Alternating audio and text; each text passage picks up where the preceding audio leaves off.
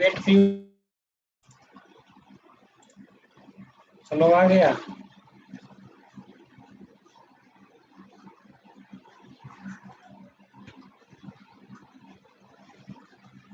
Now start.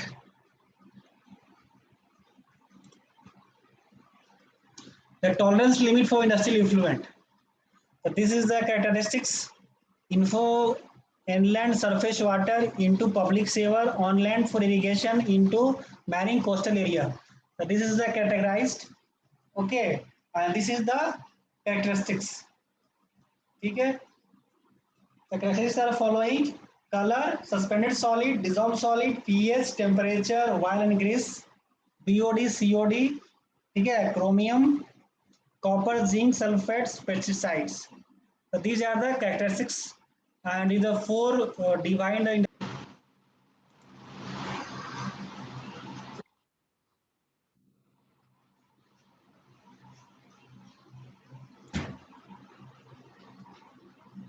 Hello. Yes. Get disconnect here.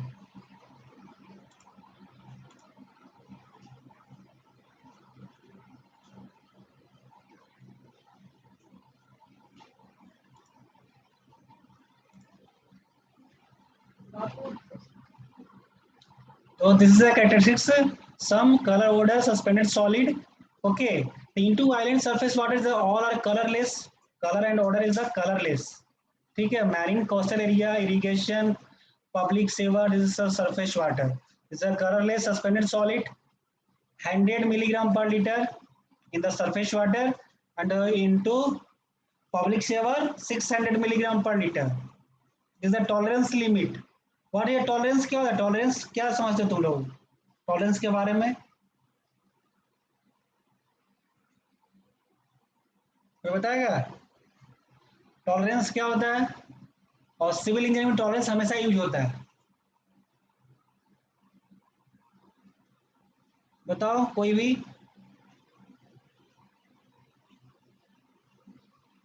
Civil engineering में tolerance हमेशा word use करते हैं हम लोग। क्या होता है उसका?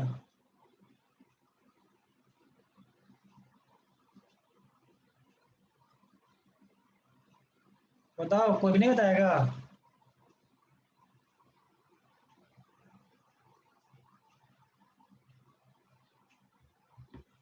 What do you mean by tolerance? क्या होता है सिविल इंजीनियरिंग में? टॉलरेंस किस किस वर्ड में कहाँ पे यूज करते हैं?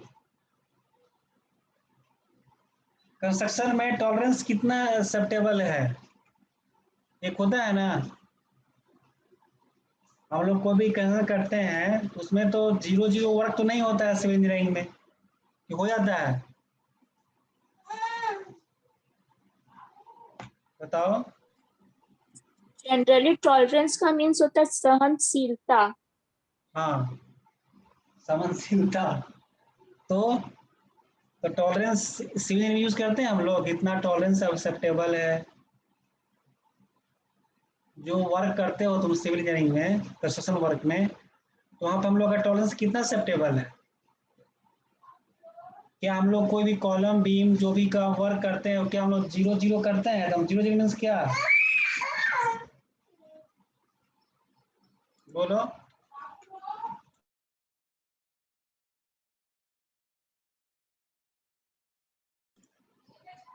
बताओ,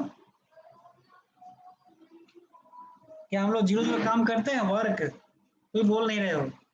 क्या सब लोग जीरो जीरो कर देता है क्या? और सर जीरो जीरो पे काम नहीं करते हैं। जीरो जीरो जीरो मीन्स क्या होता है?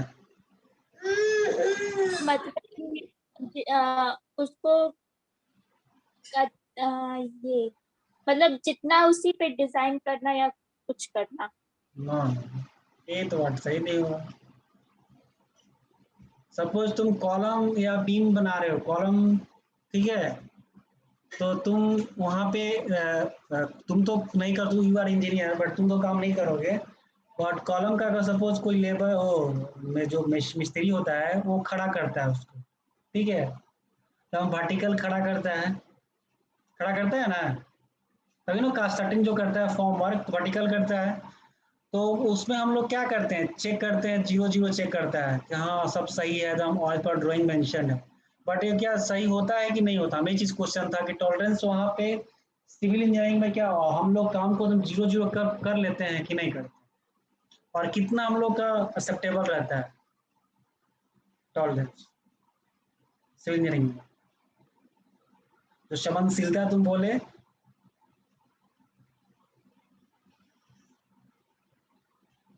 सर 0 0 नहीं होता, बट लिमिट नहीं पता है। अच्छा सिविल इंजीनियरिंग में काम हम लोग किस में करते हैं, डायमेंशन, जो एकदम जो डायमेंशन का को किस में काम करते हो सिविल इंजीनियरिंग वर्क में? तुम लोग 6 सेमेस्टर पहुंच गया ना? एमएम में, तुम एमएम लोग में। तो एमएम में क्यों करते हैं एमएम में? हम लोग तो सुनते हैं feet meter inch, feet inch में सब काम करता है, एमएम में क्यों करते हैं?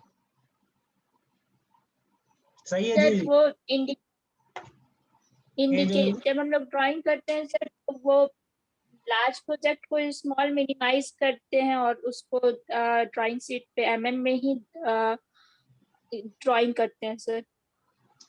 कोई तो फीट में भी देखता है करता है।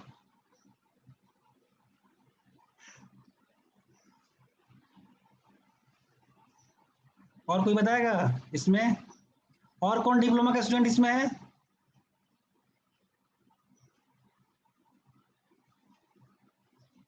कोई नहीं? वाली Dharni the diploma student.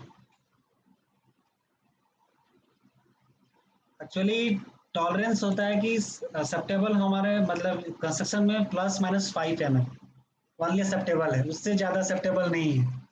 Actually feet inch और मीटर और एमएम में हम लोग का वर्क इसलिए होता है कि टॉलरेंस को खत्म करने के लिए। टॉलरेंस कितना, अगर 1 इंच टॉलरेंस होगा तो कितना हो जाएगा, हमारा जो स्ट्रक्चर कितना ट्विस्ट हो जाएगा। 1 फीट टॉलरेंस होगा तो कितना ट्विस्ट हो जाएगा, कितना टेढ़ा हो जाएगा। अगर वही हम लोग का वर्टिकल कॉलम में जो ट्विस्ट और वर्टिकल चेक करते हैं, उसमें सिर्फ ओनली ±5 mm इज एक्सेप्टेबल, क्योंकि हम लोग का कोई भी वर्क एकदम 0 0 नहीं हो पाता है, कि कहीं ना कहीं थोड़ा मोड़ा झुका रहेगा, क्योंकि वो काम कर रहे हैं हम लोग, क्योंकि पूरा फिजिकली वर्क है ना। इधर स्क्रू टाइट करोगे तो इधर लूज होगा, उधर लूज करोगे इधर टाइट होगा, मतलब थोड़ा सा डिफरेंस रहता है। तो वहाँ पे 5 mm रहेगा तो दिखता नहीं है। अगर आफ्टर रिफॉर्म करोगे, शटरिंग को डिफॉर्म करते हैं हम, निकालते हैं, तो जो स्ट्रक्चर कॉलम दिखता है तो क्या दिखता है, यहाँ एकदम स्ट्रेट है। बट वही 1 इंच हो जाएगा, 1 इंच में कितना mm होता है?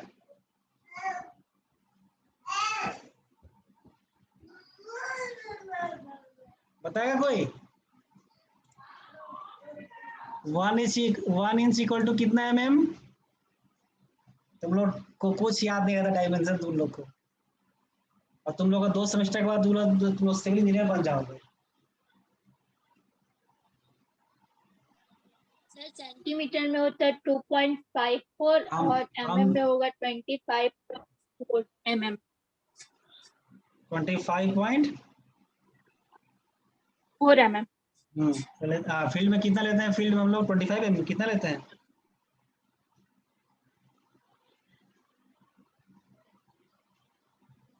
तो इसीलिए टॉलरेंस को बोलते हैं, टॉलरेंस वर्ड इसलिए यूज होता है कि हमारा कितना टॉलरेंस एक्सेप्टेबल है, और लिमिट कितना है, टॉलरेंस लिमिट जो हम लोग एक्सेप्ट कर सकते हैं उसको। ठीक है, तो जो कंस्ट्रक्शन में कभी भी 1 इंच नहीं होगा ना फीट, ओनली यूज होता है मीटर एंड एमएम। जो भी हम लोग काम करते हैं मीटर और एमएम में करते हैं। मीटर में करते हैं कि जो लार्ज एरिया को मेजर करना है, दिस इज मीटर, और स्मॉल एरिया को मेजर करना है तो एमएम में जो भी हम लोग का मेजर करना है कि टॉलरेंस ना हो, इसलिए एमएम में करते हैं। ठीक है, फीट और इंच बहुत कम यूज होता है। फीट इंच मतलब ही कुछ लोग यूज करते हैं, बट बहुत कम है। अब उसके जो मीटर और एमएम यूज करो, पहले फीट और इंच सब मिस्त्री जो भी यूज कर रहा था, फीट और इंच। 1 इंच मतलब बहुत ज्यादा टॉलरेंस है, 25 mm। ठीक है, तो सस्पेंडेड सॉलिड वहाँ टॉलरेंस लिमिट कितना है 2100 for surface water, 2100 sewer and 2100 is irrigation. This is coastal area के लिए नील।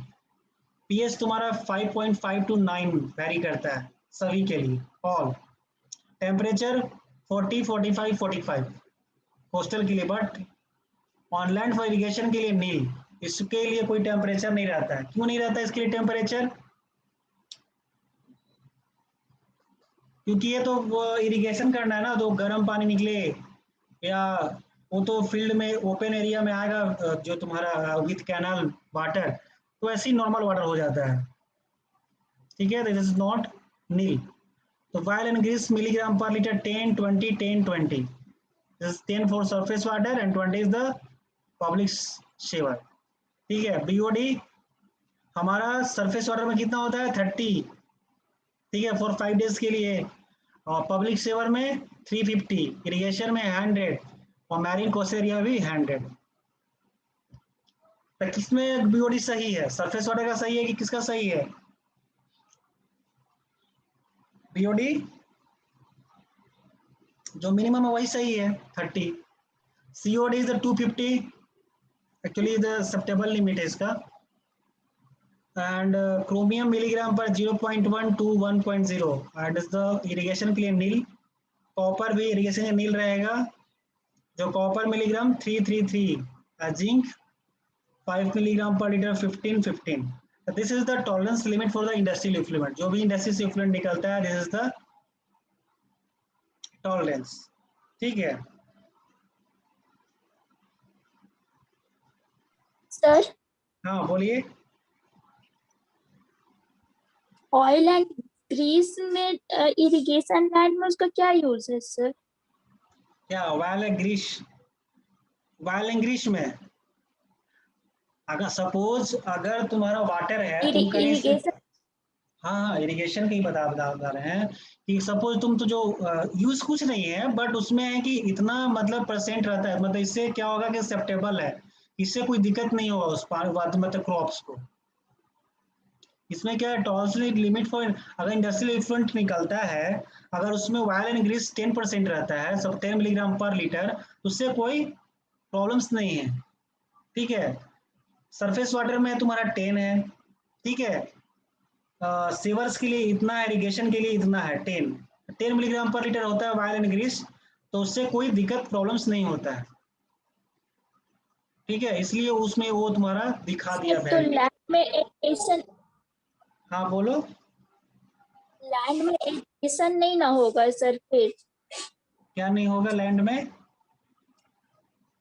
एरिएशन नहीं नहीं होगा एक्चुअली इतना तो, सपोज तो देखो, फिर इतना जो हम लोग केमिकल फर्टिलाइजर यूज करते हैं ना, जो भी तुम ऑर्गेनिक यूज करते हो या इनऑर्गेनिक, तो वो ऑयल ग्रीस को उतना वो क्या करता है, वो यूरिया और फॉस्फेट का वर्क क्या करता है?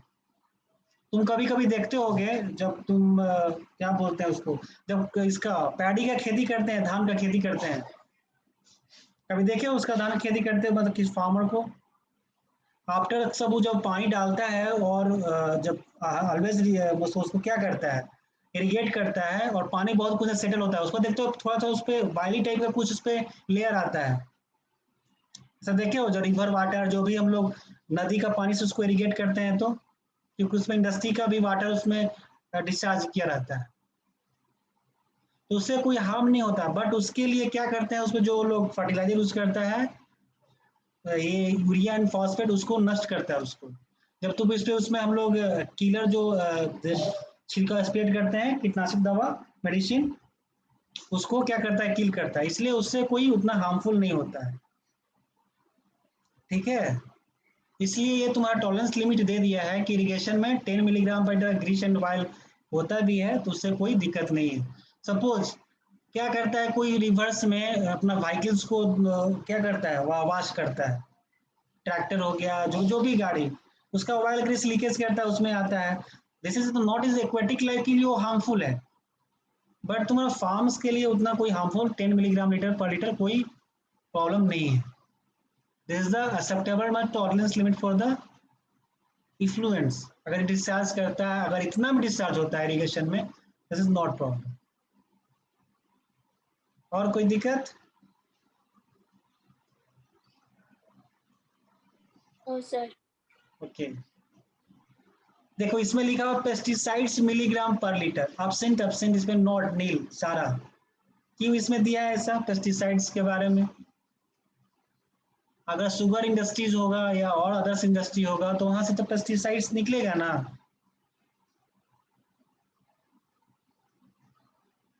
जो भी हम यूज करते हैं उसको नील नील दिया है, yes sir.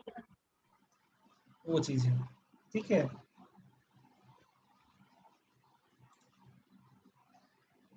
The effect of effluent disposal, what is the effect of effluent disposal in the water? The effect on water courses, color, psychological, colored water gives the impression of high pollution. Clear?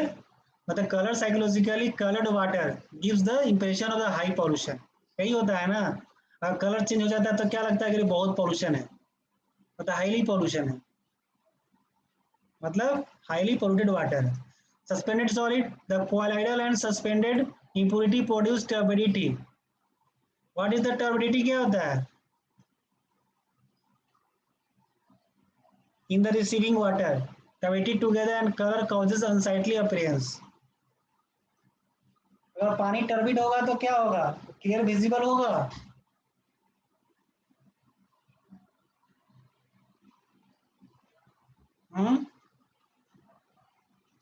कोई बताओ।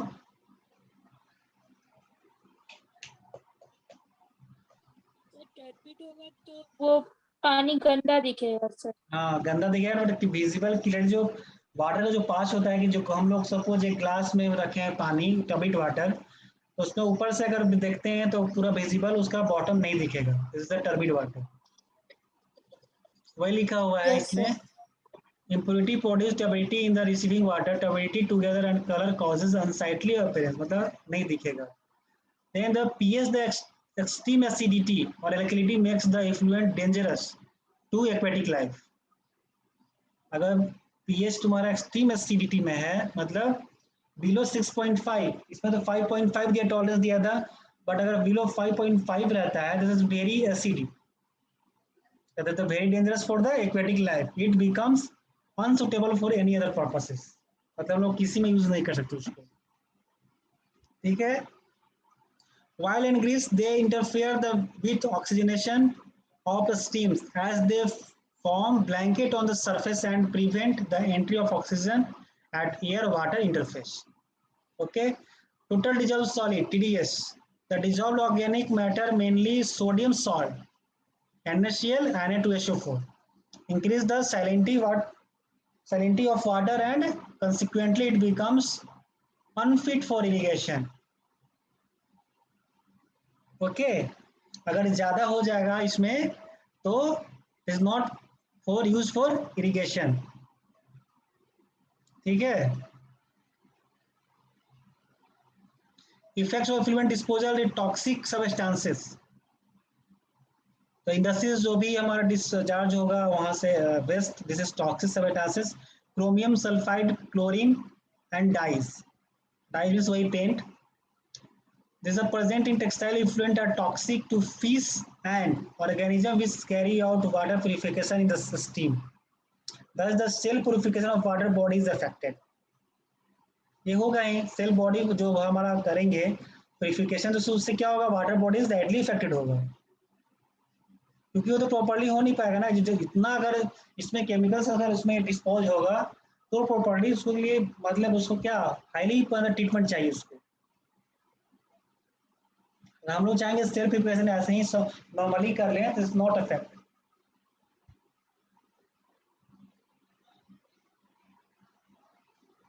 Depletion of the oxygen substances present in the textile effluent such as starch, dioxin and sulfide. This is the present of the dissolved oxygen. ठीक है, extra than oxygen demand.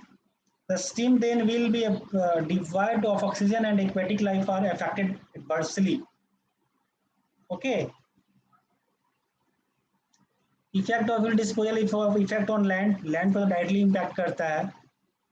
ठीक है, उससे क्या होगा? अगर इफ्लुएंट अगर डिस्पोज डायरेक्टली होता है लैंड पे तो उससे क्या होता है, ग्राउंड वाटर पॉल्यूशन होता है, इंक्रीज होता है, वो धीरे धीरे धीरे धीरे सीपेज करेगा और reach in the level of the ground water, then ground water pollution. The excess sodium content in textile effluent is harmful for to crops. क्या सोडियम जो हम पढ़ते हैं ना अभी, this is very harmful for crops. The high alkalinity combined with silently impair the growth of plants. ठीक है, this is the effect of effluent disposal. Sorry. Steps involved in effluent treatment. Which type of step? ये तो हम लोग वही same चीज है जो सीरियस ट्रीटमेंट में करते हैं हम लोग, जो ट्रीटमेंट होता है स्टेप इन्वॉल्व। प्राइमरी ट्रीटमेंट में क्या होता है, मतलब स्क्रीनिंग होता है ना, separation of coarse suspended matter such as, जो हम लोग का जो सॉलिड वेस्ट, जो सॉलिड पार्टिकल है उसको हम लोग क्या करते हैं, उसको स्क्रीन करते हैं, comes under the primary treatment. Then utilization the water from various textile processing operation start at different times interval. ठीक है, there is a like cause variation in term of pH temperature. It is essential to equalize effluent to a certain pH and temperature, otherwise the subsequent biological process based on purification with the help of microorganism is the several affected. The first one is the step is the primary treatment, screen the, then now heat chamber। ठीक है, primary में क्या होता है, फिर the neutralization with a chemical coagulation. ये मतलब short में दिया तुम्हारा है इसमें, ठीक है। स्कैनिंग पहले रहेगी, उसको कर लिए, देन उसको न्यूट्रलाइज कर लिए, सेकेंडरी कितना इसका पीएच हो रहा है, effect 6 to 9, essential to bring effluent within this pH range, and then chemical coagulation to remove color, suspended solid. Some of the decomposed products, the effluent after the neutralization are treated with coagulants like alum, ferrous, salt or synthetic polyester. In this process, some of the impurities settle at the bottom of the effluent and disposal of the sludge. ठीक है, okay, तो यहाँ तक clear है तुम लोग को? Yes sir. यहाँ तक कोई दिक्कत? क्या समझ में इसमें आया तुम लोग को? No sir. यहाँ तक तुम लोग क्या समझ में आया? इसका असेंबली में क्या क्या है? Steps sir. हाँ, अगर कोई भी तुम इंडस्ट्री को सेटअप पहले करते, फर्स्ट क्या है कि कोई भी हम इंडस्ट्री को सेटअप करते हैं तो उसके लिए फर्स्ट क्या स्टेप करना पड़ता है,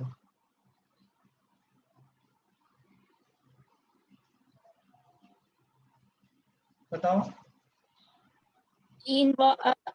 सर वो परमिशन लेना, परमिशन लेना पड़ता है।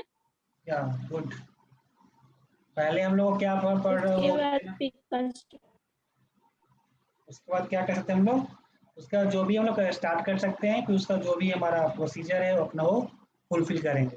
फिर जो उसका हम लोग का प्रोसेस है स्टार्ट करने का, कंपनी जैसे इंडस्ट्री को सेटअप करते हैं उसको करना है, फिर उसका जो भी वेस्ट है उसको हम लोग मैनेज करने का, how to manage the waste. Actually सबसे ज़्यादा प्रॉब्लम है इंडिया में कि पॉल्यूशन सबसे ज़्यादा प्रॉब्लम है,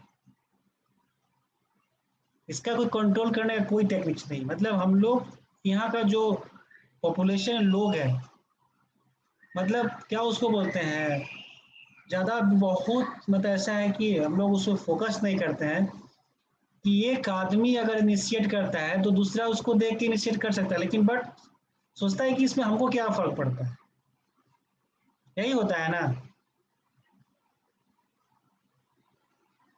क्या? Yes sir. इससे हम लोग को क्या फर्क पड़ेगा कि अगर पॉल्यूशन हो रहा है तो उससे कुछ फर्क पड़ता है तुम लोग को?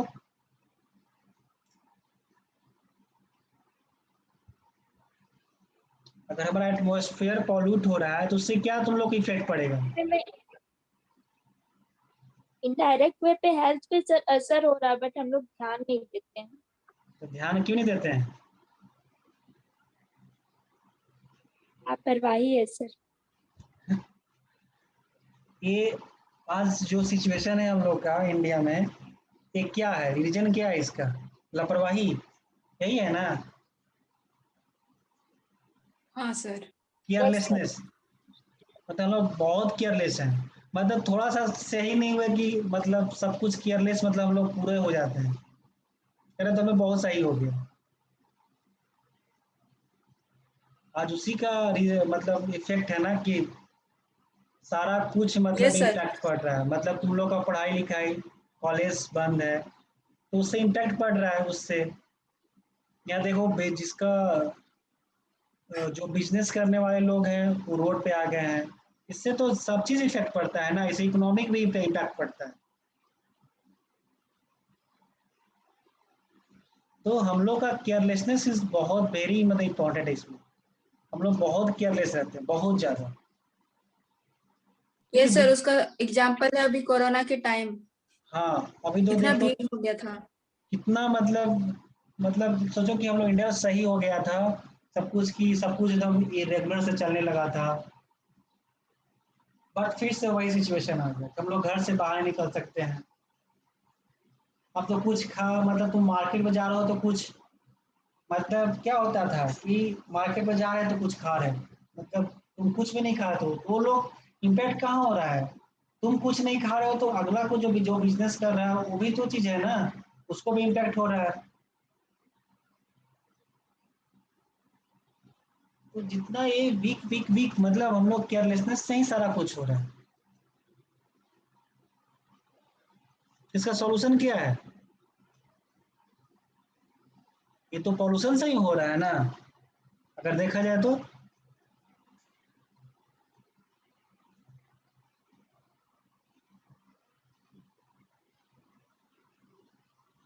क्या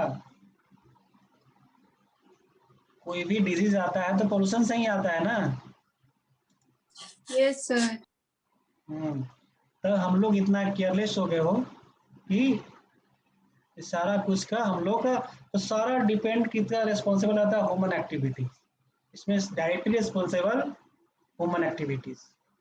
कुछ भी होता है, पॉल्यूशन हो रहा है, कोई डिजीज आ रहा है, तो हम लोग उतना फोकस ही नहीं करते, थोड़ा सा सही होता है बस हम लोग टू एंड फ्रो होना शुरू हो जाता है। ये सबसे क्या होता है, एटमॉस्फेयर कितना देर तक देखो ऑक्सीजन का शॉर्टेज है। कभी इंडिया में सोचा था कि ऑक्सीजन का मतलब लैक होगा? कभी सोचा था कोई भी, कभी भी? तो ऑक्सीजन की कमी की हम लोग इतना डिफोरेस्टेशन कर रहे हैं, यही ना हो रहा है।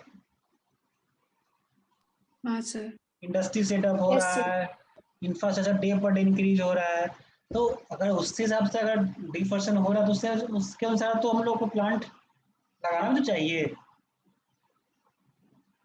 जितना हम लोग फॉरेस्ट कटिंग हो रहा है उससे ज़्यादा बहुत कम हम लोग प्लांट्स को लगाते हैं। प्लांट्स ज़्यादा रहेगा, ऑक्सीजन की कमी ही नहीं होगा। इससे लोग क्या डेथ हो रहा है पर डे।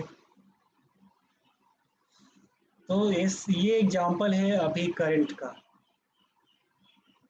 और कोई प्रॉब्लम्स?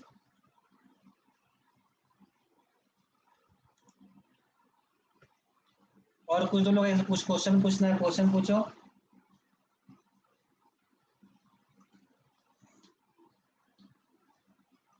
कुछ क्वेश्चन नहीं है तुम लोग का? हो सर। नो, कुछ भी नहीं? गुड।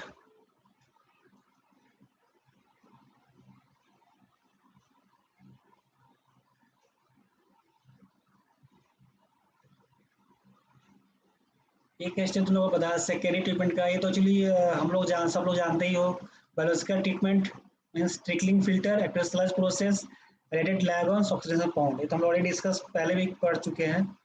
ठीक है, तो common effluent treatment plants for a small unit installation and maintenance of a secondary treatment plants is not economical. This is right. Economical है? No. It is therefore suggested to install common effluent treatment plant. Okay, a small unit the approximately can discharge their effluent, and the cost involved may be shared among the units depending upon the volume of effluent let out and their pollution load.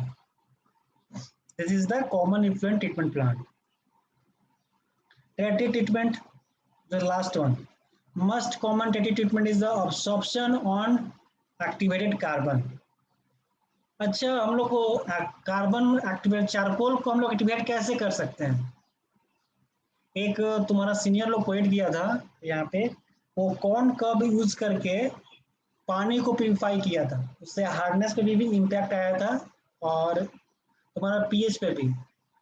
तो charcoal को activate करने का कोई process तुम लोग का है? Activated कैसे एक्टिवेट करते हैं?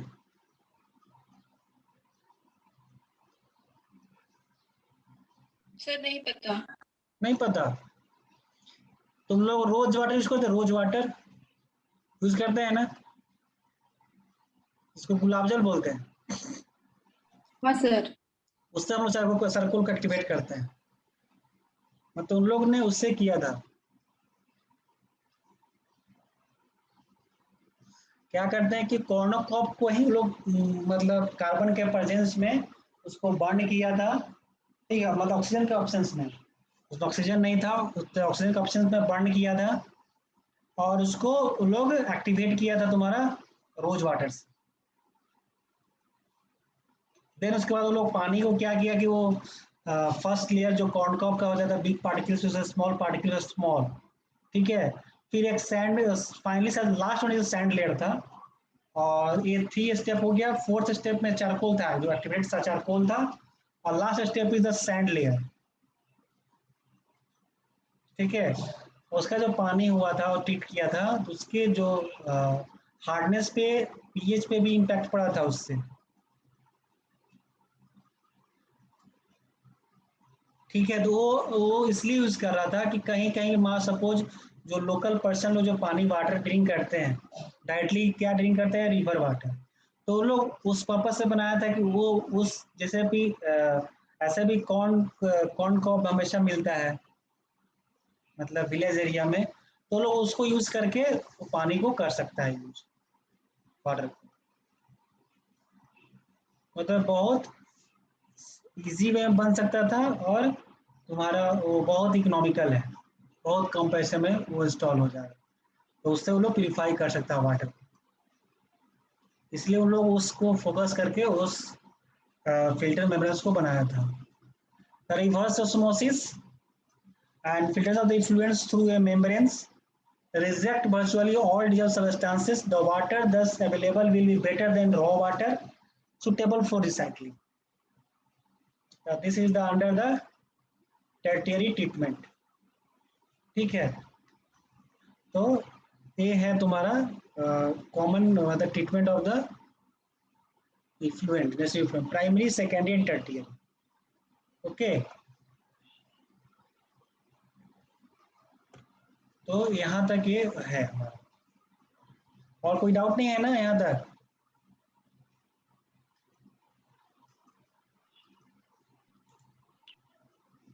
सर